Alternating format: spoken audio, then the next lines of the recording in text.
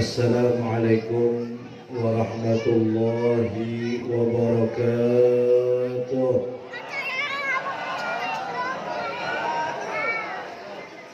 Bismillahirrahmanirrahim. Alhamdulillahi rabbil alamin.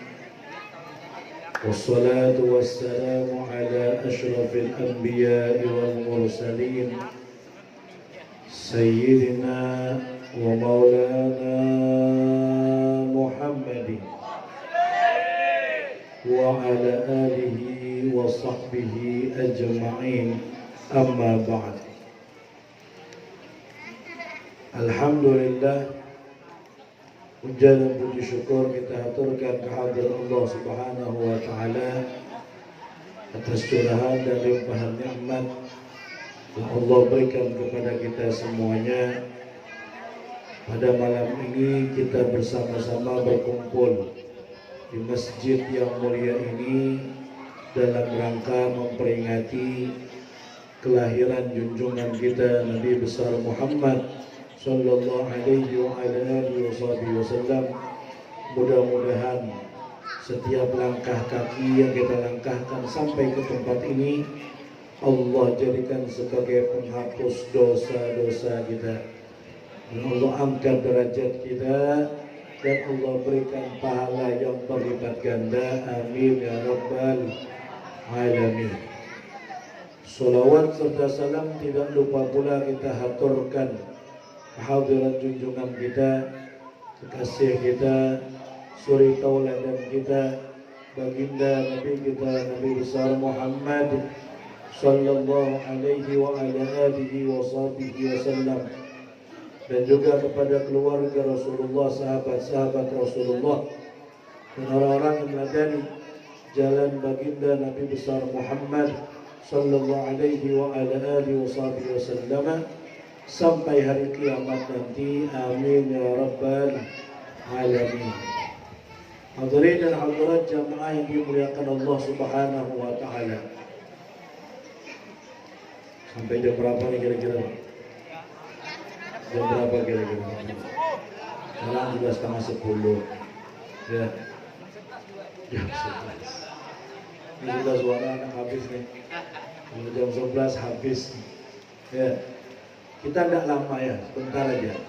Yang penting kita fokus. Jadi walaupun cuma sebentar, insya Allah kalau kita fokus akan banyak ilmu yang kita bawa pulang insya Allah.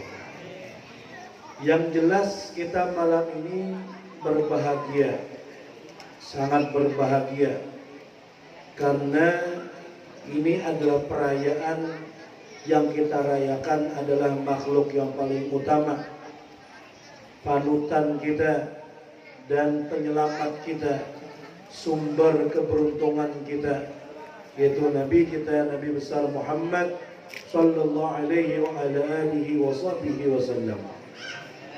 Maka bahagianya kita, senangnya kita dengan keberadaan Nabi, dengan diutusnya Nabi, atau dengan lahirnya Nabi. Ini adalah salah satu bahagia yang tercatat sebagai pahala di sisi Allah Subhanahu wa taala. Orang tuh Pak, Bu, ada bahagia yang menghasilkan pahala, ada bahagia yang menghasilkan dosa. Tidak semua bahagia itu bagus, tergantung bahagianya karena apa, kan begitu. Nah, salah satu bahagia yang menghasilkan pahala yaitu adalah bahagianya kita dengan Rasulullah SAW. Karena yang memerintahkan bahagia itu Allah sendiri. Allah berfirman dalam Al-Quran, A'udzubillahi minasyaitonirrajim. Qul bifadlillahi wa birahmatihi fabidzalika falyafrahu.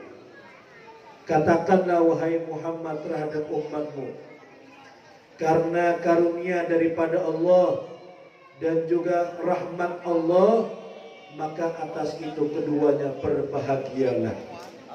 Sayyidina Abdullah bin Abbas mengatakan, karunia Allah adalah Al-Quran, rahmatnya Allah adalah Nabi Muhammad SAW. Jadi kita bahagia pada malam ini bahagia kita dapat pahala. Alhamdulillah. Yang tua bahagia, anak-anak lebih bahagia lagi. Ya, anak-anak bahagia enggak malam ini? Itu cemilannya banyak, masa enggak bahagia? Itu cemilan dari panitia lah. Wah, Masya Allah. Pantas tadi saya salaman di luar itu, banyak anak-anak salaman. Tangan saya bau snack jagung. Rupanya ada snack jagungnya itu masing-masing. Kalah minyak garul, kalah baunya hilang dari. Bau snack jagung semua dari. Masya Allah. Itu snack jagung itu banyak. Luar biasa.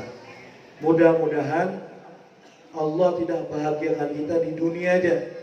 Allah bahagiakan kita bersama-sama nanti di dalam syurga. Amin ya rabbal alamin. Hadirin dan hadirat jamaah yang dimuliakan Allah Subhanahu wa taala. Kira-kira layak enggak kita berbahagia dengan Rasulullah? Sangat layak, sangat pantas, bahkan harus kita bahagia. Harus kita senang. Kenapa? Nabi adalah pemberian yang sangat luar biasa untuk kita umat beliau. Allah Subhanahu wa taala berfirman, "Laqad manallahu 'alal mu'minin id ba'atsa fihim rasulan min anfusihim yatlu 'alaihim ayatihi wa yuzakkihim wa yu'allimuhumul kitaba wal hikmah wa in kanu min qablu lafi dhalalin mubin." Ini ceramah kita akan bahas ayat ini. Laqad manallahu, sungguh benar-benar Allah telah memberikan karunia yang besar. Terhadap siapa? Alal mu'minin, terhadap orang-orang yang beriman. Alhamdulillah kita termasuk orang yang beriman. Apa karunia tersebut? Idh ba'atha fihim rasulah. Allah Subhanahu wa taala telah mengutus di tengah-tengah orang beriman, di tengah-tengah manusia, rasulan, seorang rasul, seorang utusan yang istimewa, seorang utusan yang paling hebat, seorang utusan yang paling ranking 1, seorang utusan yang paling dicintai Allah Subhanahu wa taala, yaitu Nabi Muhammad sallallahu alaihi wasallam. Yang hebatnya apa? Min anfusihim. Seorang rasul tadi Allah jadikan dari golongan yang sama kita manusia.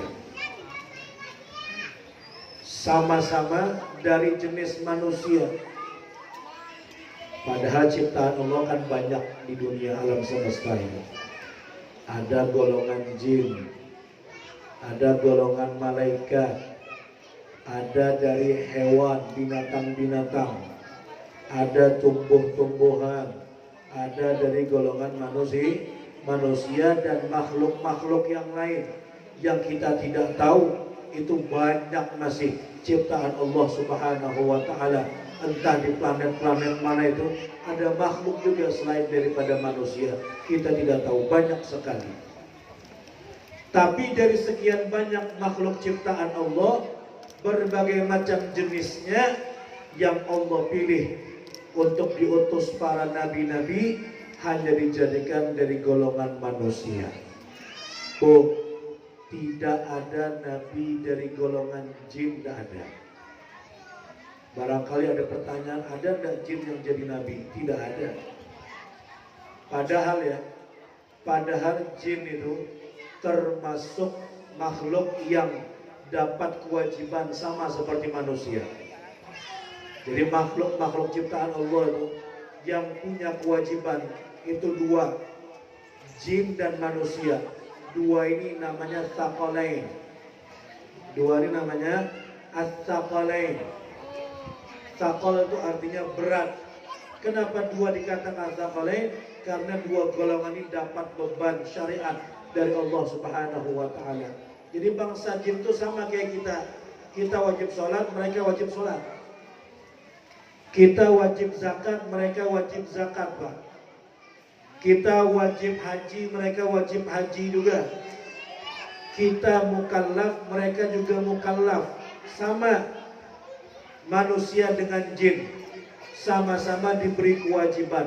Tapi walaupun sama-sama diberi kewajiban, yang Allah pilih untuk diutus para nabi itu cuma dari golongan manusia saja, tidak ada dari golongan jin. Masya Allah, hebat manusia. Bahkan para malaikat itu, malaikat itu lebih afdal daripada manusia.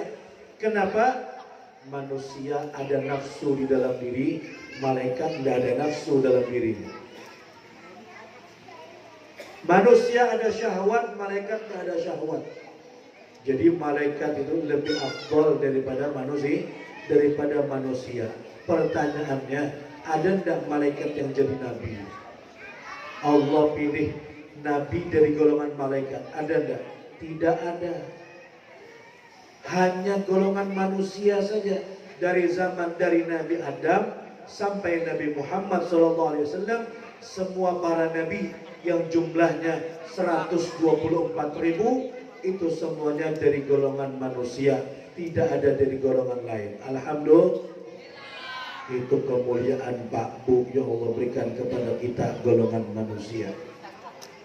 Dan tentunya pasti ada hikmahnya kan ya. Kenapa kok dari golongan manusia?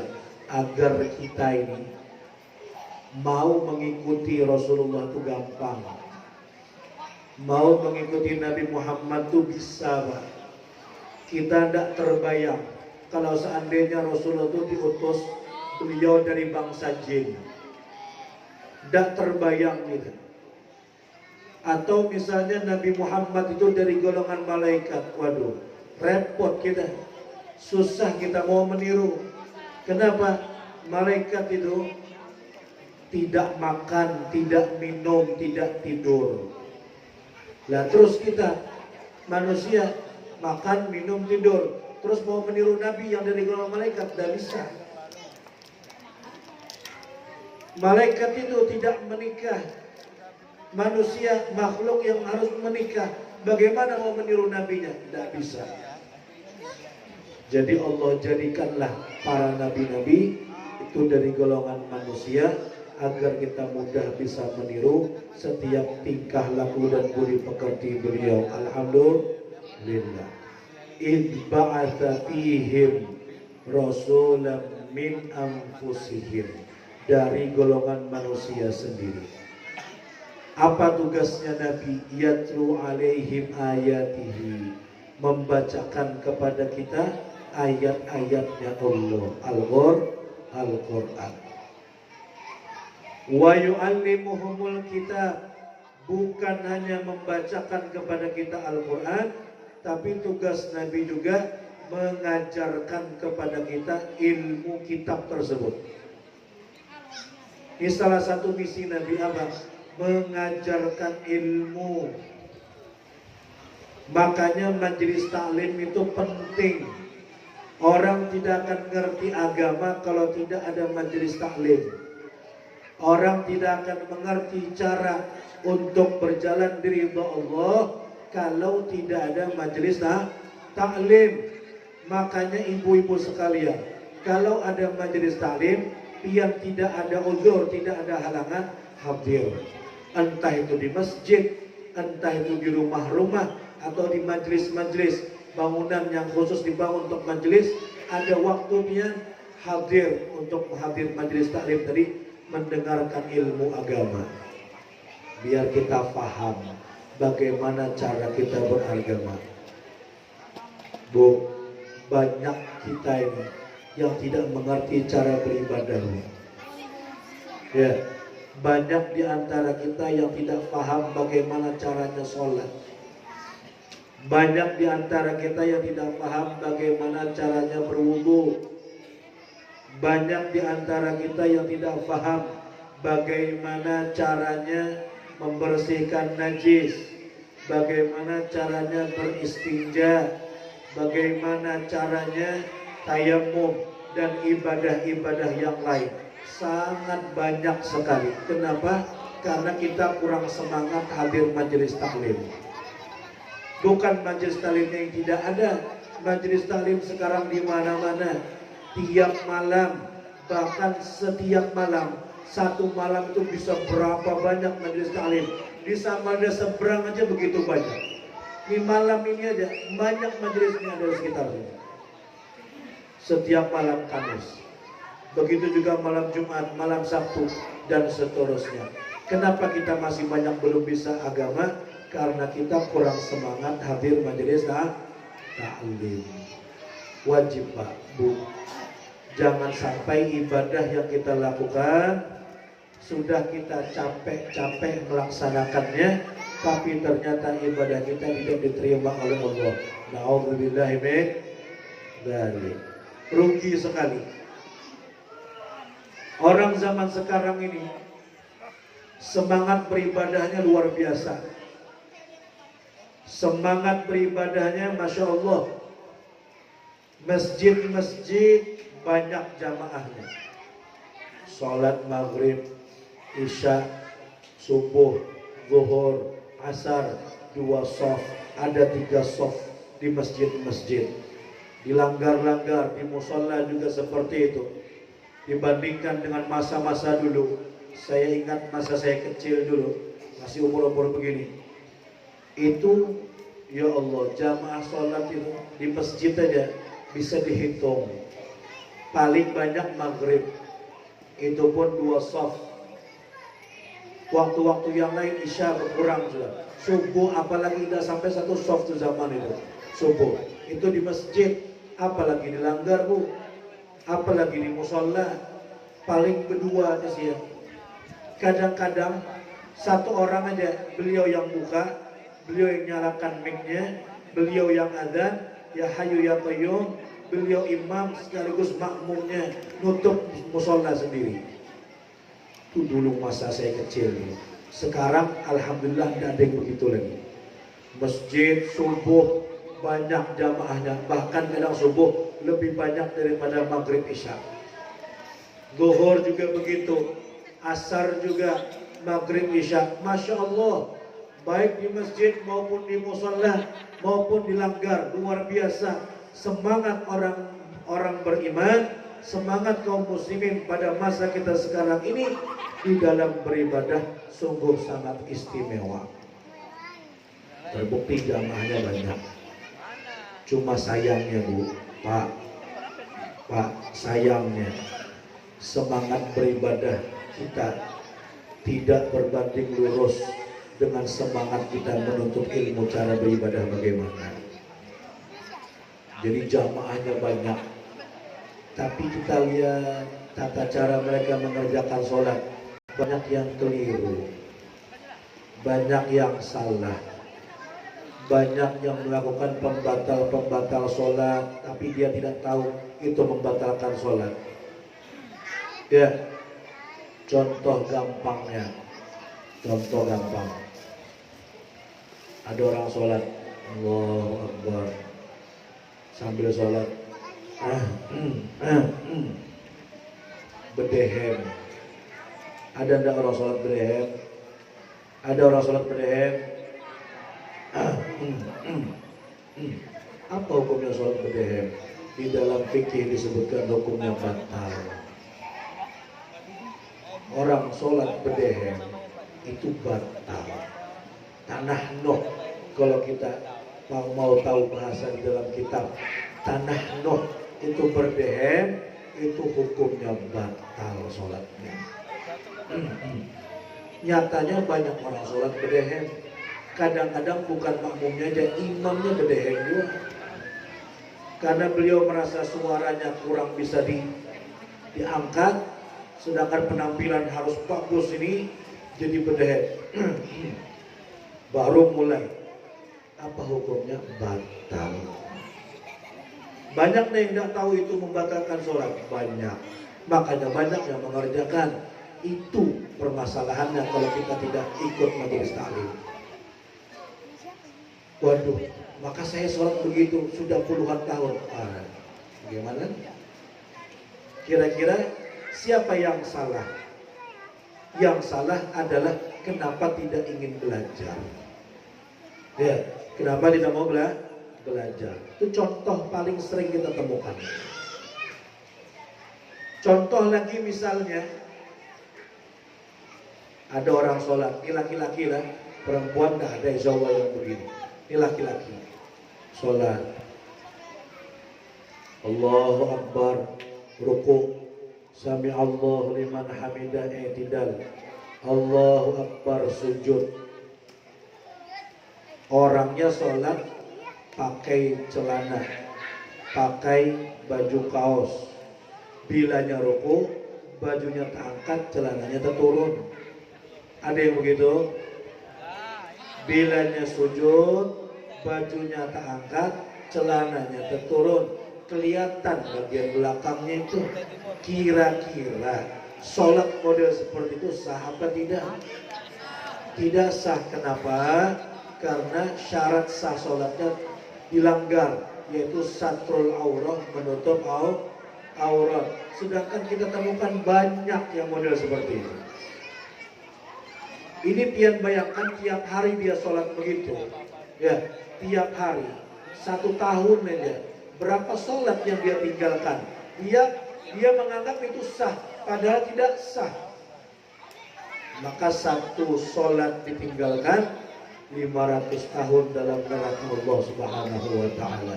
Nauzubillahi min dzalik. Jadi semangat beribadah wajib dibarengi dengan semangat menuntut ilmu. Semangat menuntut ilmu ini harus kita bangkitkan, Bu, dalam diri kita. Ya, kadang-kadang, Bu, Pak, maaf ini. Ya, kalau majelis maulid seperti tadi kan dibacakan maulid itu majelis maulid namanya. Ada majelis burdah, dibacakan burdah. Ibu-ibu biasanya ada majelis sholawatan, kan di dalamnya baca sholawat, Bu, ya. Ada majelis yasinan yang dibacakan yasin, kan begitu. Macam-macam majelis itu. Ada majelis taklim. Kadang-kadang kita itu ketika diajak hadir majelis maulidan semangat. Wah, semangat luar biasa. Tapi diajak majelis taklim malas. Dah semangat. Jadi kalau seandainya berbarengan 2 waktu ini, antara majelis maulid dengan majelis taklim, kita akan lebih memilih hadir majelis maulid ketimbang hadir majelis taklim. Padahal yang wajib bagi kita adalah majelis taklim. Bukan kita menyampaikan maulid, tidak. Tapi kalau maulid terus, taklimnya tidak ada, bagaimana mau beribadah? Kan yang wajib itu menuntut ilmu. Syukurnya alhamdulillah majelis-majelis kita sekarang digabung dua-duanya. Ada majelis maulidnya dulu diawali, setelah maulidnya selesai baru disambung dengan majelis taklim. Alhamdulillah. Nah, itu syukurnya sekarang digabung majelis maulid dengan majelis taklim. Jadi tidak pakai milih lagi sudah. Dalam satu waktu bisa dapat dua-duanya. Cuma ada masalah lagi satu. Apa masalahnya? Masalahnya semangatnya ketika majelis maulid aja. Pas majelis taklimnya hilang, buyar konsentrasinya. Ada juga yang begitu. Ada. Kadang-kadang nih, Bu, pengalaman pribadi. Cuman bukan ibu-ibu di sini ya, ibu-ibu di sana. Di sini soleha semuanya insya Allah. Saya kadang sering diundang ceramah di pengajian ibu-ibu, ibu-ibu yasinan, atau kadang ibu-ibu yang hadroh itu, ya, qasidah yang pakai gendang-gendang bass segala macam. Oh, masya Allah. Ketika maulidnya, ketika lagi berqasidahannya, semangat. Ibu-ibu itu sampai berpajam-pajam gini, semuanya hafal semua qasidahnya. Mukul bass itu, kadang ingat lagi mukulnya, kayak mukul apa namanya, bedok itu juga pokoknya. Semangat. Tapi pas selesai maulidnya, ustadznya mulai pengajian, Bismillahirrahmanirrahim. Ibu-ibunya sibuk betarikan duit arisan. Terus undang gurunya buat apa? Kesian gurunya ngomong sendiri. Kita lagi nyampaikan, catat nama arisan lagi belum bayar, dua minggu ada bayar. Ya Allah. Selesai petagihan, selesai ceramahnya. Jadi ngundang ustadz ini buat apa? Buat pelengkap aja rupanya. Nah, sayang, maulidnya bagus, majelis taklimnya wajib. Jadi biar sempurna, dua-duanya diikuti sampai habis, sampai selesai. Baru pian mau sibuk dengan perkara yang lain, silahkan. Mau ngambil duit arisan ya, mau langsung digoncang sekalian, silahkan. Tapi ketika majelis taklim, konsentrasi, kita dengarkan betul-betul apa yang disampaikan oleh guru kita. Begitu. Kemudian kalau majelis taklim itu usahakan dicatat. Jangan tidak dicatat. Ya, bisa dicatat. Nah, kalau tidak bawa pulpen, tidak bawa kertas, kebetulan ketinggalan direkam. Kan ada HP sekarang. Pegang HP masing-masing direkam. Sampai rumah diulang, dicatat. Tidak bisa ilmu itu sekedar didengar aja. Ilmu itu harus dicatat, dihafal. Ini santri pondok kan? Pondok mana? Oh, Guru Junaidi. Langsung. Ini santri, tanya santri ini. Tiap hari taklim, tiap hari yang dimakan ilmu, yang dimakan kitab, siang, pagi, siang, sore, malam, kitab aja terus yang ditulis, kitab aja yang dihafal. Ketika ujian masih ada yang salah enggak? Masih ada yang salah. Itu yang tiap hari, itu yang tiap saat, yang terulang-ulang terus ilmu nih di telinganya, mulainya bangun subuh sampainya tidur lagi, entah dia mendengar atau membaca sendiri. Itu tiap hari. Pas waktu ujian ada yang salah masing-masing. Apalagi kita yang seminggu sekali, apalagi kita yang tiap hari, yang mendengar aja, kemudian terus langsung bisa ingat gitu, nggak bisa. Nuntut ilmu harus serius, harus kita perhatikan dan kita catat syarat demi syarat, rukun demi rukun, biar sampai di rumah bisa kita lihat. Hukumnya wajib. Tadi di dalam ayat tadi misi Nabi apa? Wa yu'allimuhumul kitab, mengajarkan kepada umat kitab, ilmu agama. Pernah tuh Nabi masuk masjid.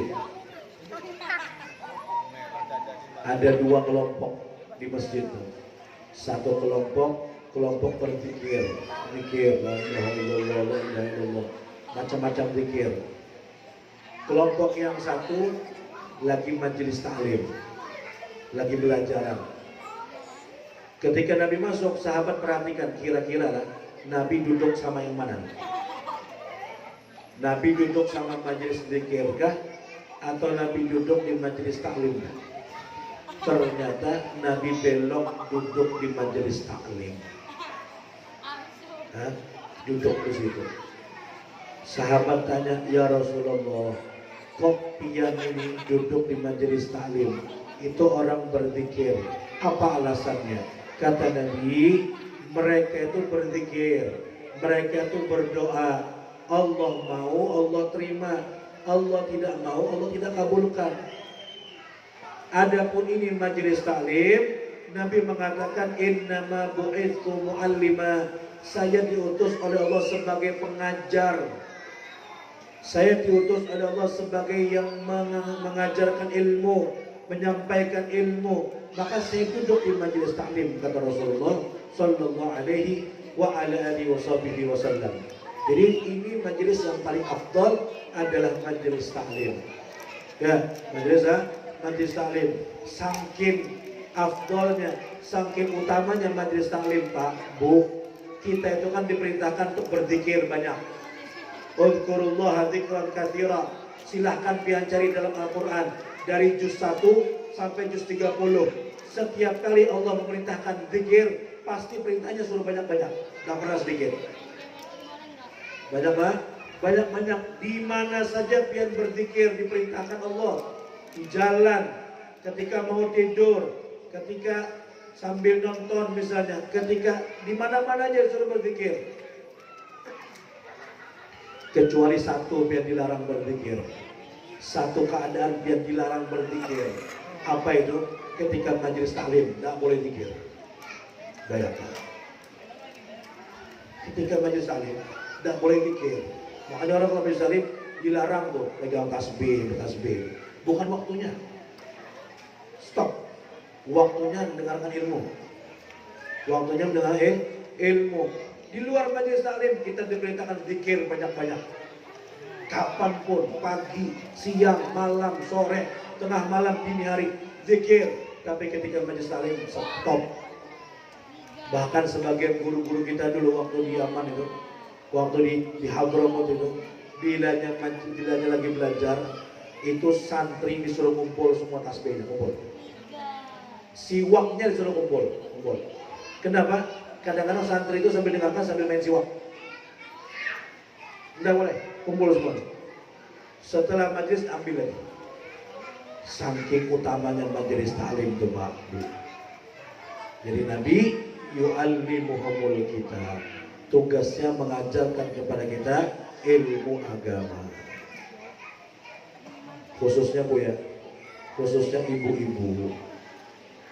Ada ilmu yang ibu-ibu wajib belajar, tapi laki-laki tidak wajib belajar. Ilmu tentang haid dan nifas. Bu, pernah enggak Bu belajar ilmu tentang haid dan nifas? Ilmu agamanya. Kalau mungkin di sekolahan dia belajar kan ilmu umumnya ada. Ilmu agamanya tentang haid dan nifas. Sudah pernah belajar apa belum? Dalam mazhab Syafi'i paling sedikitnya haid berapa?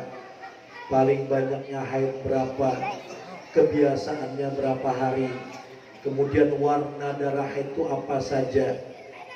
Terus kalau lebih dari 15 hari itu darah apa namanya? Nah, itu semuanya ada pelajarannya, ada ilmunya. Kita Bu laki-laki tidak wajib belajar karena laki-laki tidak haid. Bila ada laki-laki yang haid, berarti KTP-nya salah itu. Lain laki-laki yang perempuan pasti. Nah, jadi laki-laki tidak wajib belajar. Yang wajib belajar perempuan, bab haid dan nifas. Harus lihat pelajari. Darah haid itu ada apa saja. Bu, kalau kita buka dalam kitab Bu, darah haid itu ada 1000 lebih macamnya. 1000 lebih. Ada hitam sekali, ada hitam encer, ada hitam kental, ada hitam yang gak bau, ada hitam yang bau. Itu beda-beda Bu. Biar setiap kali keluar disuruh mengenali sifatnya. Ada merah, habis merah ada abu-abu, kemudian ada kuning. Setelah kuning ada lagi yang bening tapi agak kuning. Waduh, macam-macam loh warna-warnanya tadi. Itu semuanya mempengaruhi yang mana haidnya, yang mana bukan haid. Kan begitu. Ada orang keluar darah warna merah, perempuan merah semuanya. 15 hari merah misalnya. Paling banyak haid itu 15 hari ya, tidak lebih dari 15 hari. 15 hari merah semuanya. Wah, selesai saya ini berarti haid. Maka 15 hari ini dia tidak sholat kalian, karena dianggap haid. Ternyata besoknya hari ke-16 keluar darah lagi warna hitam. Warna hitam. Waduh, lebih dari 15 hari darah saya. Makanya yang ke-16 itu warna hitam. 16, 17, sampai hari ke-30, 15 hari kedua hitam semuanya. Maka yang mana yang haid? Ternyata yang haid yang hitam. Berarti yang merah 15 hari tidak haid, sholatnya dikodok semuanya. 15 hari. Waduh, kalau tidak ngerti ini repot ini, susah ini. Ya, jadi ibu-ibu dan bapak-bapak sekalian, mari kita bersama-sama menanamkan semangat menuntut ilmu di dalam diri kita agar ibadah kita diterima oleh Allah Subhanahu wa taala. Amin ya rabbal alamin. Wa yu'allimuhumul kitaba wal hikmah wa in kanu min qablu lafi dhalalin mubin. Dan ada itu orang beriman, makhluk Allah semuanya sebelum adanya Nabi Muhammad itu dalam kesesatan yang nyata. Ada dulu namanya zaman jahiliyah. Zaman jahiliyah. Kenapa dikatakan zaman jahiliyah, Pak? Karena orangnya, kelakuannya tidak seperti layaknya manusia normal. Zaman kebodohan. Pian tahu parahnya zaman jahiliyah itu. Orang-orang zaman jahiliyah itu, Bu, kalau dia melahirkan, perempuan melahirkan, yang lahir anak laki-laki, wah senangnya luar biasa, bahagia. Kata bidannya, selamat Pak, anak bapak laki-laki. Wah, senangnya luar biasa. Diumumkan di mana-mana anak saya laki-laki. Tapi kalau jar bidan, Pak, anak pian perempuan, wah masam mukanya, malu dia. Anak perempuan dianggap pembawa sial pada masa itu. Tahu Bu apa yang mereka lakukan dengan anak perempuan mereka? Dikubur hidup-hidup. Saking tidak maunya punya anak perempuan. Ada yang lahir, ada istrinya itu yang melahirkan langsung di atas lubang kuburan. Jadi kalau istrinya mau melahirkan, digali tanah, ya suruh lahiran di situ. Jadi kalau keluar tuh perempuan langsung selesai sekalian aja. Masya Allah. Ada yang setelah lahir dilihat baru digalikan kuburannya ada. Ada juga yang nunggu besar, nunggu umur 6 tahun. Ketika sudah 6 tahun baru dikubur oleh ayahnya. Jadi sudah 6 tahun anaknya, ketika sampai waktu yang ditentukan, dihiasi, dimandiin, dikasih pakaian yang paling bagus, dikasih harum-haruman, dikasih di make upi. Kalau kita sekarang anak itu dikira anaknya mau diajak jalan-jalan kemana, tahu-taunya mau dibawa ke lubang kuburannya sendiri. Dibawa anaknya, suruh ngeliat, dilemparkan, ditanam hidup-hidup, dibunuh. Itu masa jahiliyah itu begitu. Pada masa itu perempuan itu tidak bisa menerima warisan. Jadi kalau ada yang meninggal dunia, yang bagi warisan cuma laki-laki aja. Perempuan tidak dapat warisan. Padahal kan perempuan berhak dapat warisan. Tapi pada masa itu tidak ada perempuan yang diberi warisan. Bahkan perempuan itu sendiri bisa jadi warisan. Coba bayangkan, kurang apa tuh zaman pada masa itu. Namanya zaman jahiliyah. Sudahnya judi, zina, mabuk, wah sudah tidak kehitungan lagi dah. Tingkah laku mereka yang mereka lakukan dalam keseharian mereka, itu semuanya Bu dihapus dengan diutusnya Nabi besar Muhammad SAW. Jadi bagaimana kita tidak senang, bagaimana kita tidak bersyukur atas kelahiran Nabi, atas diutusnya Nabi, karena sebab beliau kita ini keluar dari masa kebodohan menjadi orang yang terang benderang sekarang. Insya Allah dimudahkan jalan menuju surga. Amin ya Rabbal. Jadi jangan heran Pak ya, Bu ya, kalau orang tuh merayakan maulid ini sampai begininya, ya, sampai mengumpulkan dana, kemudian ada jajannya, ada makanannya, macam-macam minumannya, ada telurnya, ada dekorasinya, ada hiasannya, semua semata-mata bentuk syukur kita atas nikmat berupa Nabi besar Muhammad SAW yang Allah berikan kepada kita. Alhamdulillah. Tidak ada Pak Bu manusia yang ulang tahunnya dirayakan hampir orang sedunia, tidak ada. Cari dia, presiden mana, raja mana, penguasa mana, bilanya sampai hari ulang tahunnya yang merayakan hampir sedunia. Adakah kira-kira?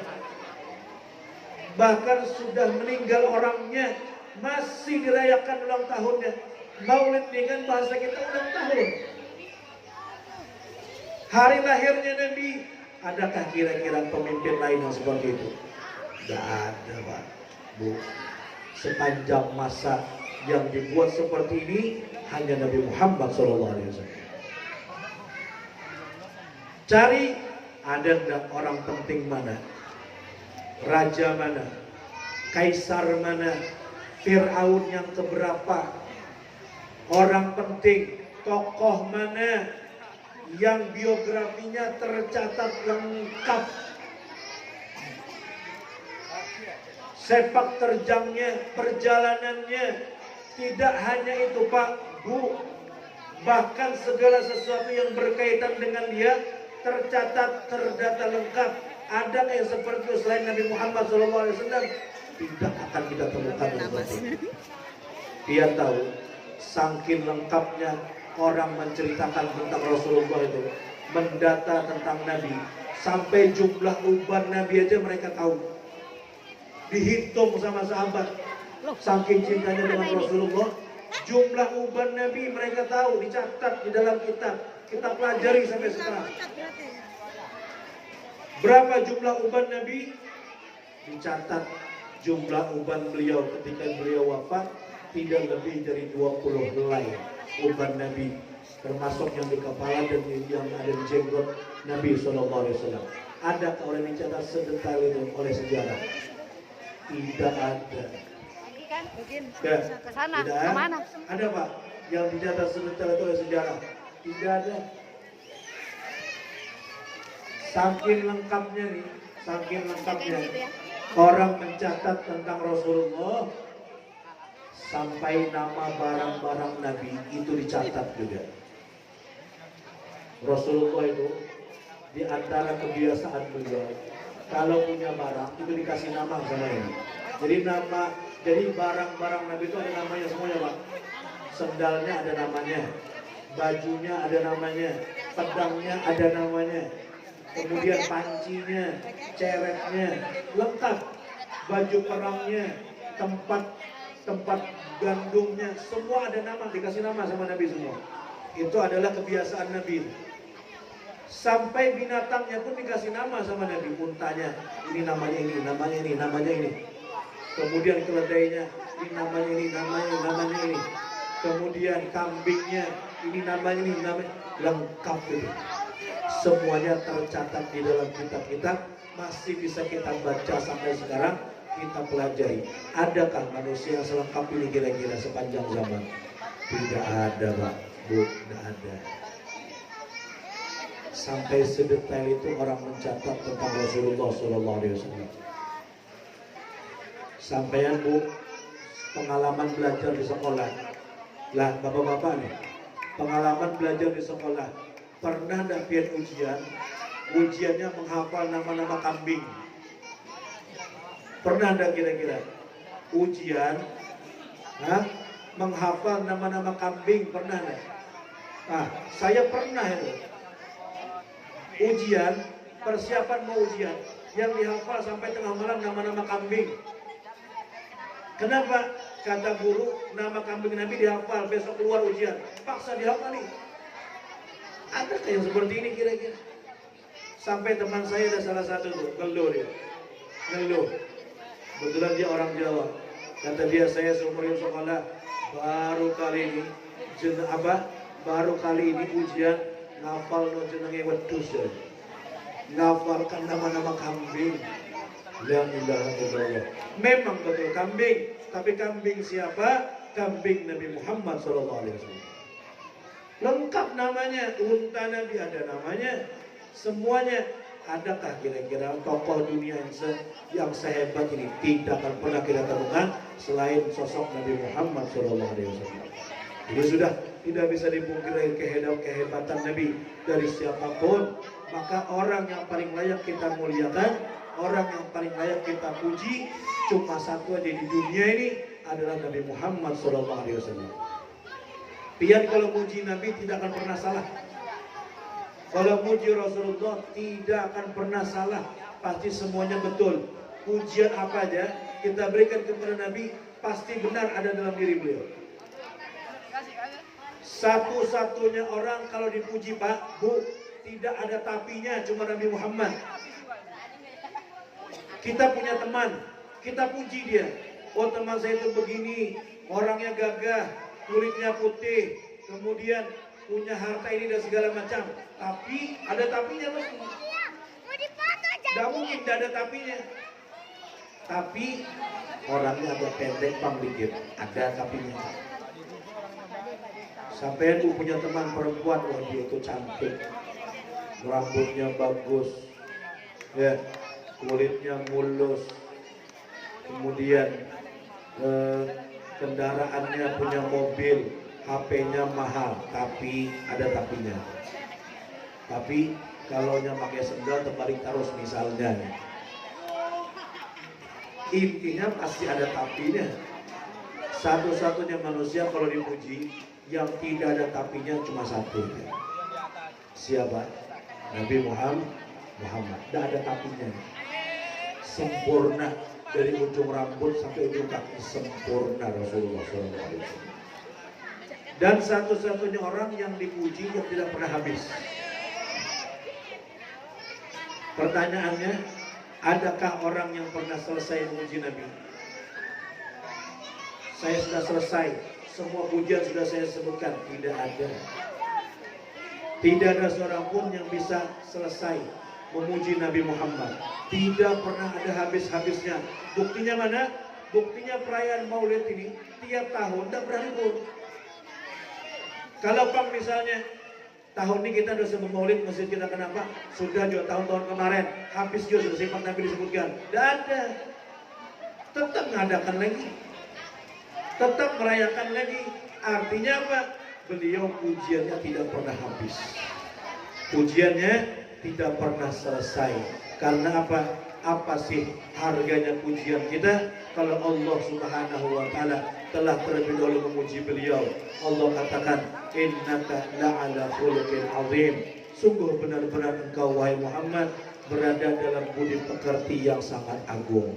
Mudah-mudahan Allah Subhanahu wa taala menjadikan kita orang-orang yang mencintai Nabi Muhammad dan dicintai oleh Nabi Muhammad.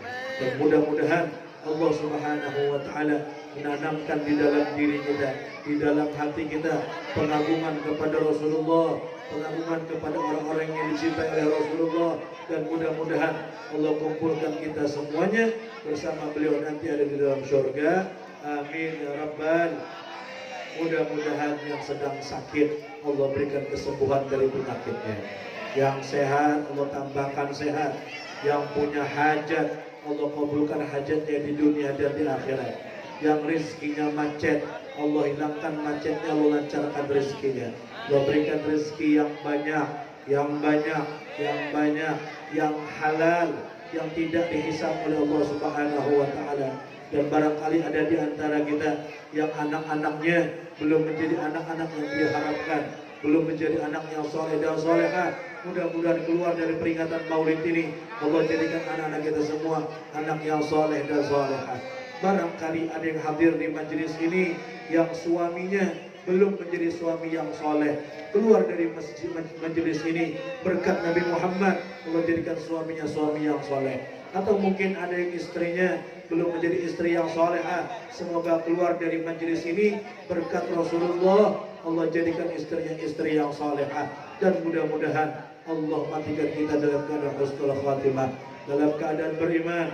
Allah jadikan kubur orang tua kita yang sudah meninggal taman-taman surga dan dijauhkan daripada lubang-lubang api neraka.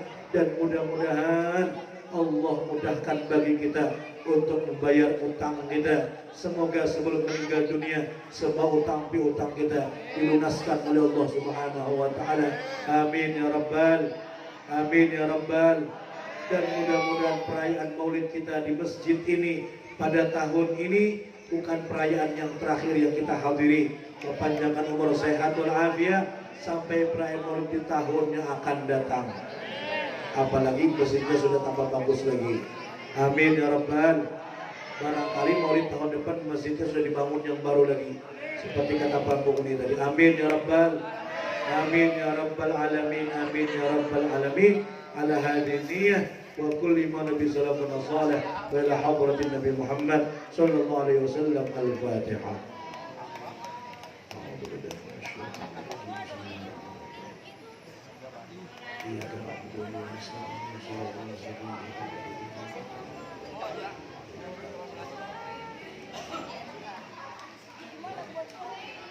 Amin. Bismillahirrahmanirrahim. Alhamdulillahirabbil alamin wassalatu wassalamu ala asyrafil anbiya'il mursalin sayyidina wa maulana Muhammadin wa ala alihi wa sahbihi ajma'in. Allahumma nas'aluka salamatan fid din wa afiyatan fil jasad wa si'atan fil rizq wa tawbatan qabla al-maut wa syahadatan 'inda al-maut wa maghfiratan ba'da al-maut wa 'afwan 'inda al-hisab wa amanan min al-'adab wa nasiban min al-jannah wa rizqan an-nadhara ila wajhika al-karim. اللهم يا من وفق أهل الخير الخير وعنهم عليه وفقنا للخير وعنا عليه. اللهم لا تحرمنا خير ما عندك الشر ما عندنا. ربنا هب لنا من أزواجنا وذرياتنا قرة أعين واجعلنا للمتقين إماما. ربنا آتنا في الدنيا حسنة في الآخرة حسنة وقنا عذاب النار. صلى الله على سيدنا محمد وعلى آله وصحبه وسلم بفضل سبحان ربك رب العزة عما يصفون.